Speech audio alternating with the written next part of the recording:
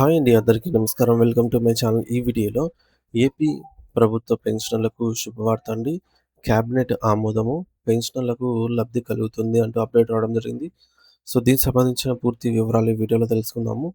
Video అయితే ఎక్కడే గాని స్కిప్ చేయకుండా ఎండ్ వరకు చూసేయండి. అప్పుడు ఇన్ఫర్మేషన్ పూర్తిగా అర్థమవుతుంది. అలాగే వీడియో చూస్తున్న ప్రతి ఒక్కరు వీడియోకి లైక్ చేయండి ఫ్రెండ్స్. ఈ వీడియోని తోటి ఉద్యోగ పెన్షన్ మిత్రులతో అయితే షేర్ చేయండి. కొత్తగా మన ఛానల్ చూస్తున్నవారు ఇంకా ఎవరైనా సబ్స్క్రైబ్ చేసుకోకపోతే వెంటనే మన ఛానల్ అయితే సబ్స్క్రైబ్ చేసుకోండి. సబ్స్క్రైబ్ చేసుకోవడం వల్ల నేను చేసే ప్రతి ఒక్క వీడియో మీ వరకు రీచ్ అవుతుంది. ఇక ఆలస్యం చేయకుండా వివరాలకైతే వెళ్ళిపోదాము.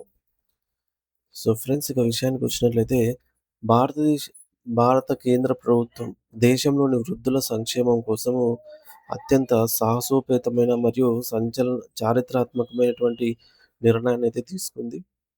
ఆయుష్మాన్ భారత్ ప్రధానమంత్రి జన్ యోజన అనేటటువంటి భారీ ఆరోగ్య బీమా పథకాన్ని ఇకపై 70 ఏళ్ళు నిండినటువంటి ఈ యొక్క ప్రతి ఒక్కరికి కూడా వర్తింపచేయాలని జెప్పేసి క్యాబినెట్ ప్రాథమికంగా అయితే ఆమోదం తెలిపిందనమాట. సో, ఈ నిర్ణయం వల్ల దేశంలోని కోట్లాది మంది సీనియర్ సిటిజన్‌లకు గొప్ప ఊరట లభించనుంది. సాధారణంగా ప్రభుత్వ పథకాలంటే కేవలం పేదరిక రేఖకు అంటే బీపీఎల్ బిలో పవర్టీ లైన్‌కి దిగువన ఉన్నవారికి మాత్రమే అందుతాయని, కానీ ఈ యొక్క పథకం విశేషం ఏమిటంటే ఎటువంటి సామాజిక లేదా ఆర్థిక తారతమ్యాలు ఉండకూడదని నిర్ణయించింది ప్రభుత్వం. సో, అందుకే మీరు ధనికులైనా లేదా పేదవారైనా సరే, మధ్య తరగతి వారైనా సరే, సో, మీకు 70 ఏళ్ళు నిండే ఉంటే చాలు. మీరు ఈ యొక్క పథకానికి బీమా ఉచితంగానే పొందవచ్చనమాట. మరి ఈ యొక్క చారిత్రాత్మక మార్పు గురించి విన్నప్పటికీ విన్నప్పటి నుంచి చాలామంది ప్రజల్లో ముఖ్యంగా ప్రభుత్వ మరియు ప్రైవేటు పెన్షన్ పొందుతూ ఉన్నటువంటి వారిలో అనేక రకాల సందేహాలైతే మొదలయ్యాయి. సో, వాటికి సంబంధించి ప్రతి చిన్న విషయాన్ని గూడా మనము తెలుసుకునే ప్రయత్నం చేద్దాము.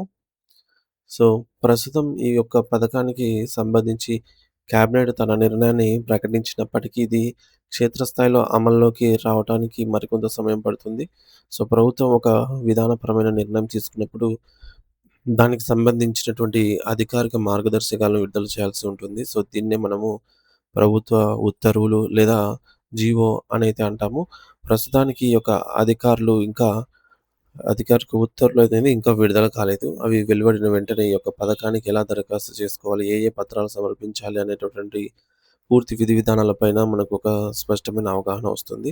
సో, ప్రభుత్వం ఈ యొక్క ప్రక్రియను వేగవంతం చేస్తుందని, త్వరలోనే అన్ని రాష్ట్రాలకు దీనిపై ఆదేశాలు అందుతాయని సమాచారం అందుతుంది. కాబట్టి కార్డుల కోసం ఇప్పుడే తొందరపడకుండా ప్రభుత్వం నుంచి వచ్చే తదుపరి ఆహ్, ప్రకటన వరకు వేచి చూడటం ఉత్తమము. మరి పెన్షనర్ల విషయానికి వస్తే వారికి ఈ యొక్క పథకం వర్తిస్తుందా లేదా అన్నది ప్రధాన చర్చగా మారింది. ప్రభుత్వం తన ప్రకటనలో ఆర్థిక పరిమితులతో సంబంధం లేకుండా అని జెప్పేసి స్పష్టంగా పేర్కొంది గాబట్టి అంటే ఆహ్, బీపీఎల్, బీపీఎల్ ఉంటేనే అని కాకుండా సో, అబోవ్ ఏపీఎల్ వారికి గూడా వర్తిస్తుందనమాట. సో, 70 ఏళ్ళు దాటిన ప్రతి ఒక్క పెన్షనర్ కూడా ఈ పథకంలోకి వచ్చే అవకాశం అయితే 100% ఉంది. అయితే ఇప్పటికే సీజీహెచ్ఎస్ లేదా ఇతర ఆరోగ్య పథకాలను పొందుతున్న వారు ఆ పథకాల్లోనే కొనసాగుతారా? లేక కొత్త పథకానికి మారతారా అనేటువంటి అంశంపై అధికారిక ఉత్తర్వులలోనే స్పష్టత అయితే రానుంది. ఆరోగ్య బీమా కార్డులను డౌన్‌లోడ్ గురించి కూడా చాలామంది అయితే అడుగుతున్నారు. సో, ప్రస్తుతం ఈ యొక్క విస్తరించిన పథకానికి సంబంధించి కొత్త కార్డులైతే డౌన్‌లోడ్ చేసుకోవడానికి సాఫ్ట్‌వేర్ ఇంకా అందుబాటులోకి రాలేదు. సో, ప్రభుత్వం ఈ పథకం కోసం ప్రత్యేకంగా ఒక పోర్టల్‌ను లేదా మొబైల్ యాప్‌ను అప్‌డేట్ చేసిన తర్వాత మాత్రమే లబ్ధిదారులు తమ కార్డులనైతే పొందగలుగుతారు.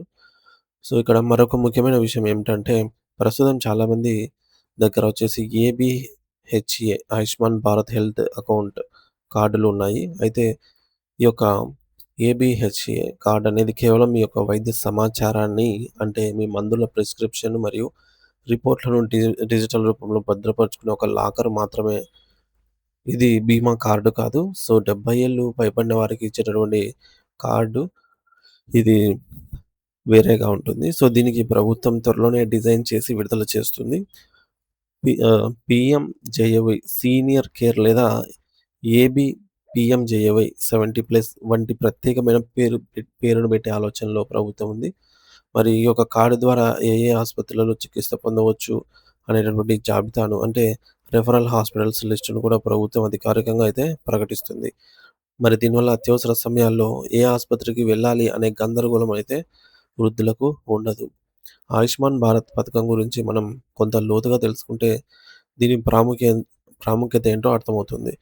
ఈ పథకం అనేది 2018 సెప్టెంబర్ 23న ప్రధానమంత్రి గారి చేతుల మీదైతే ప్రారంభమైంది.